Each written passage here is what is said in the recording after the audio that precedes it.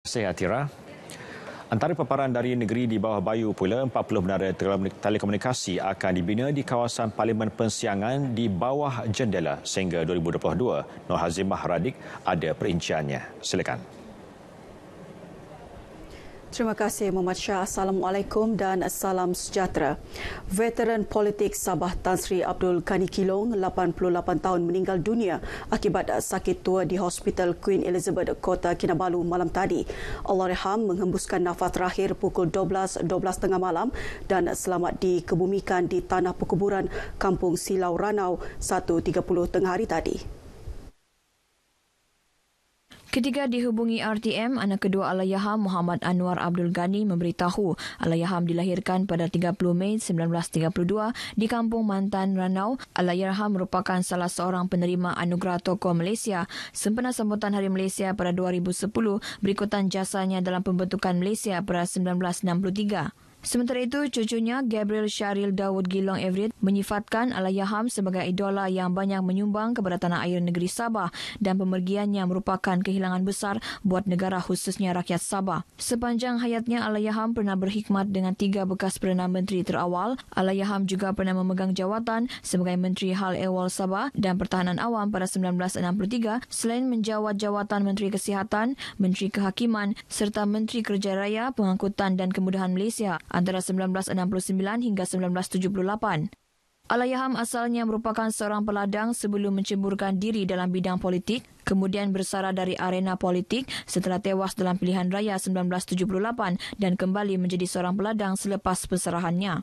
Allahyarham meninggalkan seorang balu Puan Sri Halimah Ginsos dan 8 orang anak iaitu 5 lelaki dan 3 perempuan. Rakyat Sabah dinasihat tidak mudah terpengaruh dengan hasutan atau berita palsu yang sengaja disensasikan pihak tidak bertanggungjawab. Sebaliknya, seluruh rakyat perlu bersatu padu mengekalkan keharmonian demi kelangsungan pembangunan negeri di bawah Bayu. Ketua Menteri Datuk Seri Panglima Haji Jinor berkata Al-Quran turut menyarankan agar silaturahim diperkukuh selain menyuburkan semangat muhibah yang dijana menerusi sikap menghormati serta persefahaman antara agama dan kaum. Datuk Haji turut menegaskan rakyat perlu bertindak bijak mencari penyelesaiannya, bukan merumitkan keadaan sekiranya berdepan dengan situasi yang menggugat keamanan dan keharmonian kaum. Dalam pada itu, Datuk Haji menegaskan walaupun Sabah kini sudah melaksanakan Perintah Kawalan Pergerakan Pemulihan, namun perjuangan menentang virus tersebut perlu diteruskan. Beliau berucap sempena majlis tilawah dan menghafaz Al-Quran peringkat negeri Sabah tahun 2021 Masihi bersamaan 1442 Hijrah di Kota Kinabalu. Sementara itu, ketika ditemui media, Menteri Tugas-Tugas Khas Merangkap Pengurus Jawatankuasa Induk Datuk Muhammad Arifin Muhammad Arif berkata, usaha melahirkan qari dan qariah serta hufaz bertaraf antarabangsa dapat dicapai menerusi pelbagai platform ilmu sekaligus memastikan generasi muda terus mendalami ilmu Al-Quran.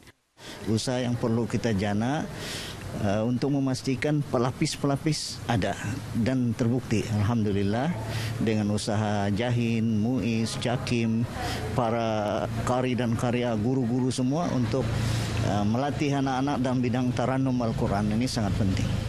Muhammad Ayub Maidi dan Nadirah Syazwani Sapari dinobatkan Johan Qari dan Qariah dalam Majlis Tilawah Al-Quran peringkat negeri Sabah. Masing-masing menerima hadiah wang tunai RM6,000 berserta piala dan hadiah iringan termasuk pakej mengerjakan haji. Kedua-duanya bakal mewakili negeri Sabah dalam Majlis Tilawah Al-Quran peringkat kebangsaan tahun ini yang dijadual diadakan di Kuala Lumpur Jun depan. Sebanyak 40 menara telekomunikasi akan dibina dalam kawasan Parlimen Persiangan di bawah Pelan Jalinan Digital Negara Jendela sehingga tahun 2022. Selain pembinaan menara baharu, sebanyak 44 menara sedia ada dalam kawasan Parlimen berkenaan juga akan dinaik taraf. Menurut Ahli Parlimen Persiangan, Datuk Arthur Joseph Kurup, pembinaan dan naik taraf menara itu akan memberi impak besar dalam penggunaan teknologi kepada penduduk di luar bandar. Usaha ini juga menunjukkan bahawa kawasan luar bandar tidak akan tercicir daripada arus pembangunan sebab kita mahu untuk merapatkan jurang perbezaan di antara kawasan bandar dan kawasan luar bandar. Dengan kemudahan itu juga katanya dapat meningkatkan taraf sosioekonomi melalui perniagaan dalam talian seperti mempromosi pusat-pusat pelancongan dan hasil kraftangan selain mendapatkan maklumat berkaitan dasar-dasar kerajaan. Beliau ditemui dalam program Kembali ke Sekolah di Sekolah Kebangsaan Mansiat Sok Keningau. Hasil semangat kekitaan dalam kalangan warga Universiti Malaysia Sabah UMS, sejumlah RM14,003 percaya dikumpul bagi pembelian tablet untuk kegunaan pembelajaran dan pengajaran dari rumah PDPR khusus untuk anak-anak kaki tangan UMS kategori B40. Sumbangan diterima daripada 126 penyumbang terdiri daripada kaki tangan pengurusan, profesional, akademik serta kumpulan sokongan UMS. Naib Chancellor UMS Profesor Datuk Dr. Taufik Yap Yun Hin memberitahu seramai 27 kaki tangan UMS yang dikenal pasti sebagai golongan B40 iaitu 3 orang di kampus Labuan dan selebihnya di kampus Kota Kinabalu terpilih menerima tablet tersebut. Dan ini merupakan satu usaha membolehkan anak-anak dia mendapatkan ilmu itu sendiri. Dan kita lihat, kita tidak mahu dalam tempoh PKP ini anak-anak menjadi halangan kepada mereka untuk mendapatkan ilmu. Dan dengan adanya peranti yang dapat memberikan sokongan kepada mereka untuk mendapatkan ilmu. Beliau berkata demikian selepas menyampaikan sumbangan tersebut di Kota Kinabalu. Sementara itu, Profesor Datuk Dr. Taufik turut memaklumkan UMS telah bersiap siaga dalam aspek pelaksanaan prosedur operasi standard bagi sesi pengajian semester ini. Seramai 5,800 pelajar UMS akan memulakan pengajian bermula 15 Mac depan. Kerajaan negeri menyarankan lebih banyak badan bukan kerajaan NGO untuk terlibat mengedarkan makanan serta barangan keperluan asas sepanjang tempoh PKPP kepada masyarakat yang terkesan akibat COVID-19, khususnya di kawasan pendalaman. Usaha murni itu bukan sahaja memberi kegembiraan kepada penerima, malah memudahkan urusan kerajaan negeri dalam pengagihan bantuan. Menteri Belia dan Sukan Datuk Elron Angin menyatakan demikian selepas menyerahkan sumbangan bakul makanan kepada 50 penerima dalam program anjuran Yayasan Dakwah Islamiah Malaysia Yadim di Kampung Seri Menanti, Suk Keningau. Jadi yang di luar sana itu yang mampu, ya, yang mungkin lebih baik kedudukan ekonomi mereka itu, syarikat-syarikat yang mungkin banyak keuntungan, ya.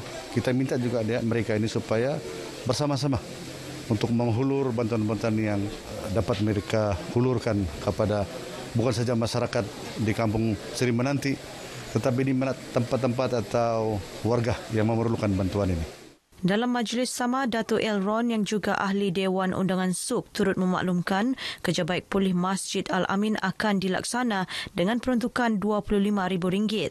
Sementara itu, Pengarah Yadim Sabah Haji Samin Ongki berkata pada masa akan datang pihaknya akan memperbanyak program anjuran Yadim di daerah berkenaan.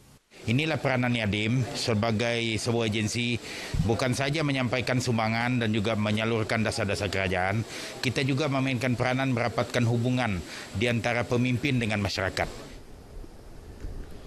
Sekian paparan berita dari negeri di bawah Bayu. Berita seterusnya kita kembali ke Angkasa Puri bersama Muhammad Syah. Silakan. Terima kasih Hazimah.